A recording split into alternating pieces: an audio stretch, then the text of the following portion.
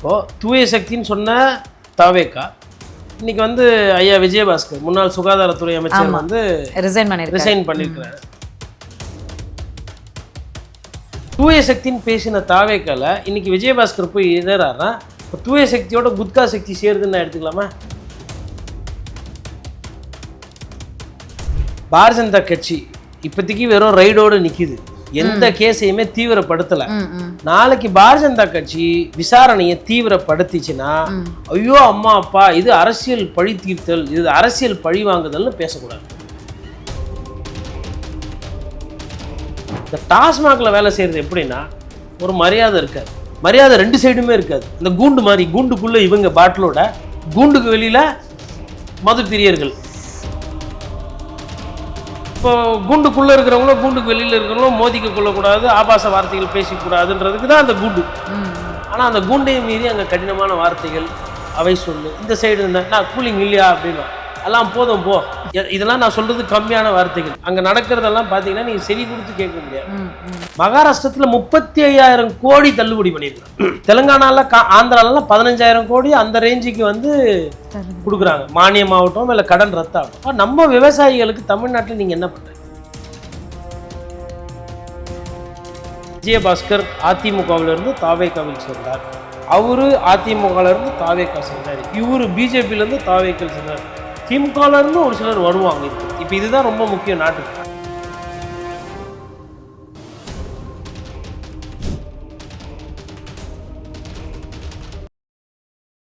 அரசியல் அன்கட் நேயர்களுக்கு வணக்கம். நிகழ்ச்சியில் சிறப்பு விருந்தினராக மூத்த பத்திரிகையாளர் அரசியல் விமர்சகர் திரு கோட்டீஸ்வரன் இணைந்திருக்கிறார். பேசலாம். வணக்கம் சார். வணக்கம் நேயர்களுக்கு அன்பு வணக்கம். நலமா இருக்கிறேன். ஓகே, நாங்கள் எல்லாருமே வந்து இந்த நேரத்தில் இந்த விவாதம் தேவையா அப்படின்னு சொல்லி புதிய தலைமுறையில் நடந்த, அதாவது திமுக கூட்டணியில் போட்டி போட்டு வெற்றி பெற்று தாவேக்கா கூட்டணிக்கு ஆதரவு கொடுத்துருக்கக்கூடிய, அந்த ஆட்சி அமைப்பதற்கு ஆதரவு கொடுத்துருக்கக்கூடிய அந்த கூட்டணி கட்சி தலைவர்கள் அவங்களோட நடந்த அந்த விவாத மேடை பற்றி நாங்கள் இந்த மாதிரி தான் பேசிகிட்டு இருந்தோம். ஆனால் உங்களுக்கு வேறு பார்வை இருந்திருக்கும். அங்கே வேற ரொம்ப காரசாரமான விவாதம் நடைபெற்றது. அதுக்கப்புறம் டைட்டில் இதெல்லாம் வரும்போது, நியூஸ் வெளியில் வரும்போது தாவேக்கா கூட்டணிலேருந்து விலகுகிறதா டிசிகா அப்படின்லாம் வந்துச்சு. ஆதவர்ஜுனா ஒரு மேடையில் வேற பதில் கொடுத்துருந்தாரு. என்னதான் புரிஞ்சுக்கலாம் நம்ம இப்போதைய களத்தில் சார்? அதாவது வந்து அது காரசாரமான விவாதம் அப்படின்றதை தாண்டி அங்கே இருந்த 4 கட்சிகளுமே தமிழ்நாட்டில் அவங்களுக்குன்னு ஒரு மரியாதை மதிப்பு கொண்ட கட்சிகள். ஆனால் தாவேக்கா கூட சேரும் பொழுது அவர்களோட அந்த முக்கியத்துவம், அந்த அவர்கள் கடைபிடித்து வந்த அந்த கோபமாக கேள்வி கேட்குற அந்த தன்மைகள், அதில் கொஞ்சம் சமரசம் வருதா அப்படின்றது பத்திரிகையாளர்களோட பார்வையாக இருந்தது. அப்போது ஒரு சிலது கேட்குறோம், இப்படியெல்லாம் பேசுனீங்களே, பெற்றெடுத்த பாசிச பாஜக பெற்றெடுத்த பிள்ளைன்னு பேசியிருக்கீங்க, அதற்கு அவங்களும் திருப்பி எதிர்வினை ஆற்றிருக்காங்க. அதுக்கப்புறம் ஒரு சில பத்திரிகையாளர் அங்கே இருந்தவங்க, ஐ திங்க் லக்ஷ்மின்னு நினைக்கிறேன், அவங்க வந்து கல்லாப்பட்டி கூட்டணின்னு உங்களை சொல்லியிருந்தாரு. இப்போ கல்லாப்பட்டி கூட்டணின்னு சொல்கிறதுக்கு முதல்வர் வந்து எப்போனாச்சும் திருப்பி, ஏன்னா இப்போ நீங்கள்லாம் ஒன்றா சேர்ந்துட்டீங்க, அப்போது வருத்தமாச்சு தெரிவிச்சாரா அப்படின்ற மாதிரி அப்படி போயிட்டு இருந்தது ஒரு மாதிரி. அது வந்து ஒரு சதுரங்க விளையாட்டு மாதிரி, நாங்கள் கருப்பு காயாடுறோம், அவங்களாம் வெள்ளை காயாடுறாங்க. மூவ் அவங்களுது. இதயா சார் தான் அதை ஆரம்பித்து வச்சார். இதயா சார் எடுத்தோன்னே ஒரு நல்ல மாண்பான கேள்வி தான் வச்சார். அவரோட கேள்வியோட நியாயமான கருத்து என்னன்னு பார்த்தா, ஏன் ஆட்சி அதிகாரத்தில் நீங்கள் பங்கு பெறலை அப்படின்னு கம்யூனிஸ்ட் கட்சிகளை பற்றி கேட்டார். அவர் IUML எல்லாம் கேட்கல, வெறும் இந்த கேள்வி வந்து வெறும் CPI CPMக்கு தான் வச்சார், மற்றவர்களை பற்றி நீங்கள் ஏன் அப்படின்ற மாதிரி. அதை சொல்லிட்டு இன்னொன்று சொன்னார், இப்போ விவசாயிகள் பிரச்சனை போராட்டங்கள்லாம் இருக்குது, அந்த பதவியை நீங்களே ஒருவேளை கைப்பற்றி இருந்தா, ஒரு அமைச்சரவையில் இருந்தால் நீங்கள் விவசாயிகள் பிரச்சனையோ இல்லை தொழிலாளர்கள் பிரச்சனையோ, ஏன்னா வேலை வாய்ப்பு பிரச்சனையாக இருக்குது, எல்லா இடத்துலையும் போராட்டம் இருக்குது, விவசாயிகள் போராட்டம் இருக்குது. அப்போது ஒருவேளை கம்யூனிஸ்ட் கட்சிகள் கிட்ட தொழிலாளித்துறையும் வேளாண்மை துறையும் அமைச்சரவையில் இருந்திருந்தால் அந்த கோரிக்கைகளை, மக்களோட கோரிக்கைகளை நீங்களே சரி செய்யலாமே, இது ஒரு வாய்ப்பு இல்லையா அப்படின்ற மாதிரி கேட்டார். அதற்கு ஐயா சண்முகம் வந்து ரொம்ப அழகாக பதில் சொன்னார்.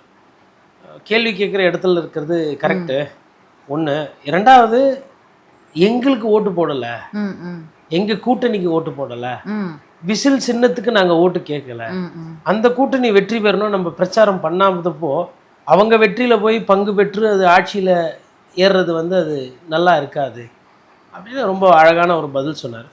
இந்த பதில் சொல்லிட்டு அப்படியே அடுத்து திரும்ப இதே கேள்வி போகுது.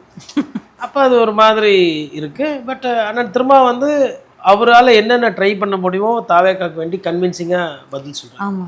பதில் சொல்லிட்டு ஒரு லெவலில் வந்து பிரியன் சார் வந்து நிறைய திருப்பி கேள்வி கேட்குறாரு. இப்போ இது இந்த நிலைப்பாடு மாறுமா, அந்த நிலைப்பாடு வருமா. அப்புறம் நான் என்ன பண்ணுறேன், சரி இப்போ வர உள்ளாட்சி தேர்தல் விட்டுருங்க, இப்போ வரப்போகிற இடைத்தேர்தல் இது இயற்கையாக வந்த இடைத்தேர்தலா இல்லை இது செயற்கையாக ஊக்குவிக்கப்பட்ட இடைத்தேர்தலா, இந்த தேர்தலில் உங்களோட 4 பேரோட நிலைப்பாடு என்ன இருக்கும் அப்படின்னும் போது, தேர்தல் வந்தா பார்க்கலாம், கோர்ட்டுக்கு போயிருக்காங்க அப்படி இப்படின்ற மாதிரி டைரக்டான ஆன்சர்ஸ் வரல. அப்போ பிரியன் சார் திருப்பி கேட்கும்போது அப்போ திருமா சார் என்ன சொன்னார்னா, அதாவது கூட்டணியில் கண்டிப்பாக இடம்பெறோம் இல்லைன்றதை தாண்டி எங்களுக்கு வேணும்னா நாங்கள் ஆட்சியை விட்டு எப்போ வேணால் வெளியே வருவோம், அமைச்சராக இருக்கிற காரணத்தினால அவங்க கூடவே இருக்கணும்னு கிடையாது, அவசியம் கிடையாது அப்படின்ற மாதிரி சொன்னார். அது வந்து ஒரு கருத்து மோதலோ இல்லை வந்து ஒரு வாதம் பிரதிவாதம் அப்படின்னு போனப்போ வெளிவந்த ஒரு வார்த்தைகளாக தான் நான் புரிஞ்சுக்கிறேன். இல்லை, இப்போ இதில் இருந்து ஆரம்பத்திலே வந்து திருமாவளவன் சார் வந்து பேசும்போது ஆரம்பத்திலே பிரியன் சாருடைய பேட்டிகளை எல்லாம் பார்த்துருக்காருங்கிறத நல்லா புரிஞ்சுக்க முடிஞ்சது. இந்த பதில் எடுத்துக்கிறோம் நம்ம, பட் நம்ம அந்த பதில் வந்து அந்த இடத்துக்கு சொல்லப்பட்ட பதில். அதாவது இப்ப நாங்க தேவைப்பட்டா எப்ப வேணா வெளியில போவோம் அப்படின்றது ஒரு பேட்டி, அவ்வளவுதான். அது வந்து அந்த எண்ணோட்டம் அந்த 4 பேருக்குமே இருக்கிற மாதிரி எனக்கு தெரியவில்லை. இது அங்கதான் வர வன்னியரசு அவர்கள் இதே சட்டமன்றத்துல முதல் நாள்ல எப்படி ஒரு ஸ்பீச்சை கொடுத்தாரு, எப்படி கேள்வி கேட்டாருங்கிறது எல்லாருமே பார்த்தோம். அதே தோழர் வன்னியரசு அவர்கள் அமைச்சரான பிறகு வெளியில வராரு, ப்ரெஸ் மீட்ல வந்து இந்த அதிமுகவினர் வந்து இப்படி வர்றது, ஊழல்வாதிகள்னு சொல்லிட்டு அவங்கெல்லாம் இங்கே வர்றது, குதிரைபரம் நடக்கிறது அப்படி பற்றி ஒரு கேள்வி கேட்கும்போது அப்படியே எனக்கு அது ஒன்றும் தெரியலை அப்படின்னு ஒரு பதில் தான் அவர்கிட்ட இருந்து வந்துச்சு. அப்படி பதில் கொடுக்கக்கூடிய நபரும் அவர் கிடையாது. இதுக்கு முன்னாடி அவருடைய ப்ரெஸ் மீட்டோ அவருடைய ஸ்பீச்சஸ் அப்படி கிடையாது. அப்போது அங்கேயே புரிஞ்சிருச்சே, இதுக்கப்புறமா நம்ம இதை எப்படி எடுத்துக்கிறது, எவ்வளோ நம்புறது. விசிகா இந்த இடத்துக்கு போனதை விசிகாவினர் ஏற்றுக்கிட்டாங்களான்ற இடத்துக்கு நம்ம யோசிக்க வேண்டியதாக இருக்குது. பலர் வந்து அமைதியாக இருக்கிறதாகவும் நமக்கே செய்திகள் வருது, சம்மந்தப்பட்டவங்களே பேசுகிறாங்க. ஸோ இல்லைங்க, இப்போ இது நீங்களே பாருங்கள், ஒரு கேள்வியே வந்து இப்படியா அப்படியான்னு இல்லாத தன்மைக்கு நெறியாளரே தள்ளப்படுறீங்க. இது என்னன்னா அரசியல் தன்மையை வந்து காட்டுது. இப்போது தூய சக்தின்னு சொன்ன தாவேக்கா இன்னைக்கு வந்து ஐயா விஜயபாஸ்கர் முன்னாள் சுகாதாரத்துறை அமைச்சர் வந்து ரிசைன் பண்ணியிருக்கிறாரு. இப்போ ஐயா சுகாதாரத்துறை அமைச்சர் அப்படின்னாலுமே விஜயபாஸ்கர் அவர்களை பொறுத்தவரை ஒரு 3 விஷயம் நான் வரும். ஒன்று, துடிப்பாக இருப்பார், ஆக்டிவா இருப்பாரு, விராலிமலை தொகுதியினுடைய ராஜா. அதுலலாம் அதாவது ராஜான்னு எப்படி சொன்னா மக்களுக்கு பிடித்த ஒரு சட்டமன்ற உறுப்பினரோ இல்லை அரசியல்வாதி எப்படின்னா வச்சுக்கலாம். அதாவது தனிப்பட்ட செல்வாக்கே ஆதிக்கம் செலுத்தக்கூடிய ஒரு விஜயபாஸ்கர். இது மொதல் பார்வை. இரண்டாவது பார்வை வந்து அதிமுகல வந்து மேபி ஒரு ஃபியூச்சரு, எதிர்காலம் அப்படின்னு என்று பார்க்கப்பட்டவர். இது ரெண்டாவது. மூணாவது முக்கியமான பார்வை, என் பார்வை, நான் அடிக்கடி சொல்லக்கூடிய பார்வை, குட்கா கேஸில் ரைடு வாங்கி அமைச்சராக இருந்த பொழுது சில பல பிரச்சனைகளை சம்பாதிச்சு அந்த கட்சிக்கு விமர்சனத்தையும் சம்பாதிச்சு கொடுத்து ஒரு பேசு பொருளாக இருக்கிறவர். இப்போ தூய சக்தின்னு பேசின தாவேக்கால இன்னைக்கு விஜயபாஸ்கர் போய் எதிரானா இப்போ தூய சக்தியோட குட்கா சக்தி சேருதுன்னு நான் எடுத்துக்கலாமா? ஒன்று. சரி, இது நான் என்ன நினைக்கிறேன்னா இது சிஸ்டமேட்டிக்காக நடக்குது. இப்போ இன்னைக்கு தேதியில் வந்து ஓப்பனாக நீங்கள் அப்படி பார்க்கும்போது ஐயா ஆதவர்ஜுனா ஒண்டி தான் அமலாக்கத்துறையால் குற்றம் சாட்டப்பட்டு கேஸ் வழக்கு நிலுவையில் இருந்து ஒரு சில விஷயங்கள் நடந்து கொண்டிருக்கு. அப்போது நான் ஒண்டி கேஸுக்காரனாக இருக்கக்கூடாது, 4 கேஸுக்காரனை சேர்த்துக்கணுன்னா இப்போ நீங்கள் தாவேக்காவை எப்படி சிங்கிள் அவுட் பண்ண முடியும்? இப்போ யாருக்கு நல்ல பேர் இருக்குது, யாருக்கு கெட்ட பேர் இருக்குன்றது ஒரு அரசியல், யாருக்கு அதிக சொத்து இருக்குது, யாருக்கு கம்மி சொத்து இருக்குன்றது ஒரு அரசியல். அப்போது நல்ல பேர் அரசியல் அப்படின்னும்பொழுது சரி நம்ம ஒண்டி தனியாக இருக்கிறோம், இவங்களையும் 2 பேரும் சேர்த்துக்கண்ணா. சரி, ஒரு விஷயங்க, நாளைக்கு பாரதிய ஜனதா கட்சி இப்போதைக்கு வெறும் ரைடோடு நிற்கிது, எந்த கேஸையுமே தீவிரப்படுத்தலை. நாளைக்கு பாரதிய ஜனதா கட்சி விசாரணையை தீவிரப்படுத்திச்சுன்னா ஐயோ அம்மா அப்பா இது அரசியல் பழி தீர்த்தல், இது அரசியல் பழி வாங்குதல்னு பேசக்கூடாது. ஏன்னா பாரதிய ஜனதா கட்சியும் வந்து முதல்ல அவங்க ப்ரையாரிட்டி பார்த்துக்குவாங்க. சுவேந்த அதிகாரி நம்மக்கிட்ட வந்துட்டாரா, ஓகே ரைடு நிப்பாட்டுங்கப்பா நம்பால்ப்பா. அப்புறம் அரவிந்த் கெஜ்ரிவால் கிட்ட யாரெல்லாம் வந்துட்டாங்க, வேணுன்றவங்களாம் வந்துட்டாங்களா, வரலையா, இன்னும் ரைடை கண்டினியூ பண்ணுங்க. அப்புறம் பஞ்சாப் அவங்க வேலையெல்லாம் முடிச்சுன்னு அப்புறம் கர்நாடகா பார்ப்பாங்க, லைட்டாக பார்த்து முடிச்சுட்டு ஒரு வேளை தமிழ்நாட்டை. ஆமாம்ல, இந்த மாநிலத்தில் கேஸ் போட்டு அப்படியே நிற்குதுல்ல, இங்கெல்லாம் ரைடே போகல, இப்போ எப்படி? சரி இங்கே ஒரு 4 ரெய்டை விடுங்கன்னும் போது அன்னைக்கு வந்து விஜய் அவர்கள் மீது தொடுக்கப்படுற இது அது, ஏன்னா இதெல்லாம் விஜய் சார் கட்சி தொடங்குறதுக்கு முன்னாடி பேசப்பட்ட ஊழல் குற்றச்சாட்டு. விஜய் சார் அரசியல் பேசுறதுக்கு முன்னாடியே லாட்ரி சீட்டு சம்பந்தமாக பண மதிப்பீடு பிரச்சனை இருக்குது, இதில் வந்து பண ஏமாற்றம் நடந்திருக்குன்றது வழக்கு. அதே மாதிரி குட்கா கேஸு, ஒரு சில அதிகாரிகளுக்கு தொடர்பு இருக்குது, சுகாதாரத்துறையில் வேணுன்றவங்கெல்லாம் முக்கியஸ்தர் குற்றச்சாட்டு. நீதிமன்றத்துக்கு போய் நிரபராதிகள் வருது அப்படின்னா அது கரெக்டு. நீதிமன்றம் அந்த ஸ்டேஜ் போகலை. அப்போது இந்த மொத்த எபிசோடுலேயே செந்தில் பாலாஜி ஒண்டி மீது தான் வழக்கு, விசாரணை, கைது, நடவடிக்கை எல்லாமே. மற்றவர்கள் யார் மீதும் எதுவுமே ஆகலை. அப்போ இந்த அரசியல் எப்படி பார்க்குறது? இப்போ நானே கேட்குறேன்னா, வேற ஏழை பாழைகளோ இல்லை குணம் படைத்தவர்களோ இல்லை மாண்பு நடந்துக்கிறவர்களே இல்லையா தமிழ்நாட்டில் ஒரு கட்சியில் சேர்றதுக்கு, முக்கிய பொறுப்பு கொடுக்கறதுக்கு, அமைச்சராக சொல்லி தானே வந்திருக்காங்க. அதுதான் நான் கேட்குறேன். நான் வந்து அதிமுக சூப்பரு, திமுக நான் என்ன கேட்குறேன்னா, இப்போ தாவேக்கா ஜெயிச்சு வந்து அதில் விஜயபாஸ்கர் சேர்ந்து அதுக்கப்புறம் விஜயபாஸ்கர் முக்கியஸ்தராக இருக்கிறதுக்கு, கடம்பூர் ராஜு முக்கியஸ்தராக இருக்கிறதுக்கு, இது அதிமுகவே ஸ்ட்ரைட்டாக ஜெயிச்சுட்டு போயிருக்கலாமே. இப்போது நோக்கமானது என்னவா இருக்குது? அதிமுகலேருந்து வரவங்களுக்கு முக்கியத்துவம் கொடுக்கணும். உங்களுக்கு வந்து அதிமுகலேருந்து வரவங்களுக்கு ராஜினாமா பண்ணிட்டு வராங்களோ அப்படியே வர அவங்களுக்கு முக்கியமான விஷயங்கள்லாம் கொடுக்கணும், கட்சியில் ஒரு அங்கீகரிப்பு எல்லாம் இருக்கணும், இல்லை அவங்களுக்கு வேண்டது நடக்கும். இதுக்கு அதிமுகவே ஜெயிச்சுட்டு போயிருக்கலாமே, எதுக்கு தாவேக்கா ஜெயிக்கணும்? அப்போது பேசுனது ஒன்று, அதுவும் பேசுனது கொஞ்சம் நஞ்சம் இல்லை, இங்கேருந்து ஆரம்பித்து இப்படி போய் இதுவரையிலும் பேசியிருக்கிறீங்க, பாட்டுலாம் வேறு பாடியிருக்கிறீங்க டோனோட. இப்போ இன்றைக்கி அந்த பாட்டுன்னு வந்து ஞாபகம் வருது. இன்றைக்கி டாஸ்மாக் தொழிலாளர்கள் போராட்டம். வழக்கறிஞர் பாரதி காலையில் நான் ராஜரத்ன ஸ்டேடியம் வழியாக வரும்போது பார்த்துட்டு தான் வந்தேன். அங்கே இருக்கிறவங்ககிட்டலாம் 1-2 பேர்கிட்ட மூலையில் நின்று என்ன ஏதுன்னா கேட்டுட்டு தான் வந்தேன். நான் ஒரு விஷயம் சொல்கிறாங்க, பாட்டிலுக்கு 10 ரூபா வாங்குறோம் சொல்கிறாங்க. 11,000 ரூபா சம்பளத்தில் குடும்பம் எப்படி நடத்துறது? ஏன் அந்த சம்பள உயர்வுக்கு எந்த அரசுமே முயற்சி எடுக்காம இதையே கண்டினியூ பண்ணிட்டு இருக்காங்க சார்? அவங்களுக்கு என்னன்னா, இந்த நாட்டில் சிஸ்டம், ரஜினி சார் சொல்லுவார் சிஸ்டம் சரியில்லை, இந்த சிஸ்டம் ஒழுங்கினமாக இருந்தால் தான் நமக்கு ஆதாயம்னு அரசியல்வாதிகள் நம்புகிற காரணத்தினாலையும், அவங்களுக்குள்ள வந்து அந்த ஒரு சின்ன புத்தி இருக்கிற காரணத்தினாலும், அவங்களுக்குள்ள இருக்கிற அந்த ஏமாற்று குணம் இருக்கிறதுனால தான் இதுக்கு தீர்வு கொண்டு வர முடியல. இன்னைக்கு வந்து ஒரு ஓலா ஊபர் ஓட்டினாவே வந்து 15,000 ரூபாயிலேருந்து 25,000 ரூபா சம்பாதிச்சிடலாம். அதாவது கல்லூரி படிக்கிற மாணவன் கல்லூரி போக நேரத்தில் ஃப்ரீ டைம்ல பண்ணாவே 15,000 25,000 ரூபா சம்பாதிக்க முடியும்.